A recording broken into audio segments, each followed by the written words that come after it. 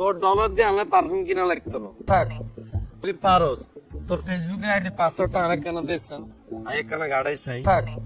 ঠিক আছে, I R password দিতেছি। পাসওয়ার্ডটা আগে আরে দাও। আই কি লাড়তে দিই। তুমি আর পারবে, আর তোমার পাসওয়ার্ড আরে দিবা না। থাক থাক, আমি বুঝি গেছি। পাসওয়ার্ড আন লাগতো না, কেন তোরে বাজাই চাইলাম, তুই অনেক কদ্দুর বিশ্বাস করো। পাসওয়ার্ড দে, তুই অনেক বিশ্বাস করস না। আরে রুকিয়া, আরে এমন কিছু না। আই যতই ডলার কামাই অলওয়েজ আর কাবি না। থাক থাক, আমাকে ফ্লার্ট করিচ্ছে।